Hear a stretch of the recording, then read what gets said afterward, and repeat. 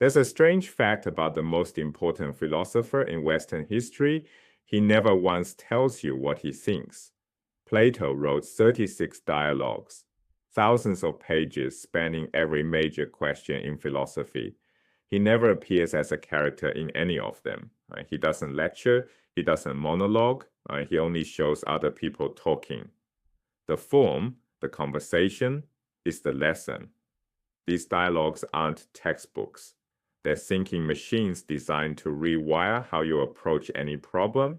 To see what this form makes possible, start with a single dialogue. Each one is a self-contained work of art. The Phaedrus and the Symposium both treat love, yet each is a distinct masterpiece, structurally complete, rewarding on every rereading. The key distinction: every dialogue has internal content, arguments, topics, characters. It also has external architecture, how many sections, what shape the argument takes, how its parts relate. Think of Greek tragedy. You never analyze a play scene by scene and ignore its dramatic arc. Now zoom out. The dialogues aren't isolated works. Themes recur across them. Characters reappear. Arguments begun in one dialogue develop and deepen in others. Plato didn't build 36 separate buildings. He built an entire city. Modern scholarship has often missed this, analyzing each text in strict isolation, treating Plato as a logician rather than an architect of interconnected thought. The architecture isn't just structural, it's social. Look at who's inside these buildings. The engine of every dialogue is the elenchus, Socrates' characteristic mode of inquiry, a disciplined, step-by-step method of question and answer. One person proposes a claim. Socrates asks a clarifying question. The person responds. Socrates identifies a contradiction or an unstated implication. Together, a revised understanding emerges. The key word is collaborative. This is not adversarial debate, not rhetoric, not point scoring. Two people genuinely committed to discovering truth together. Notice something remarkable about the dialogues.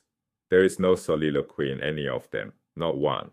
No character ever reasons alone. Philosophy always requires a partner. Even Socrates is never truly solitary. He speaks of his daimon, a divine sign, an inner voice. Not a demon in the Christian sense, something closer to a guardian signal. It only warns him away from certain actions. It never tells him what to do.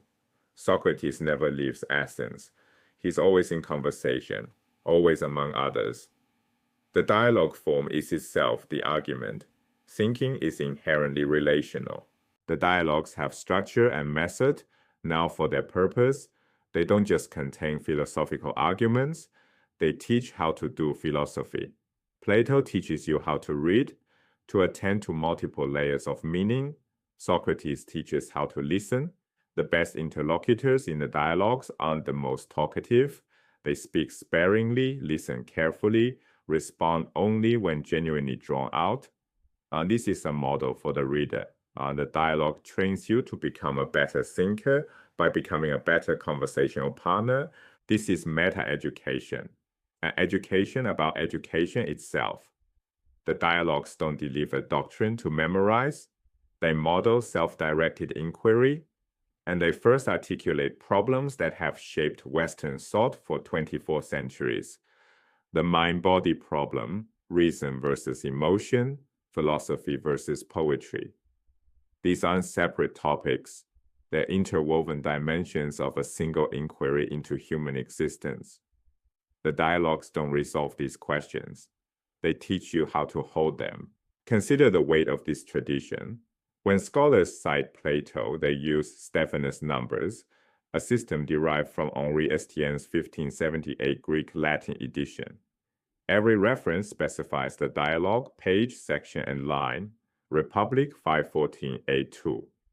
That level of precision exists for only one other text in Western civilization, the Bible. Genesis 1:26. Book, chapter, verse. After scripture, Plato's collected dialogues are arguably the most important single text in the Western tradition. Millennia of scholars have studied these works line by line. The citation system itself is an invitation to that same careful, unending attention. Return to where we began. Plato never tells you what he thinks. Now you can see why. If philosophy requires a partner, if truth emerges only through living exchange, then a lecture would betray the method. The dialogue form is not a stylistic quirk. It is the philosophy itself. The dialogues teach not what to think, but how to call things by their right names.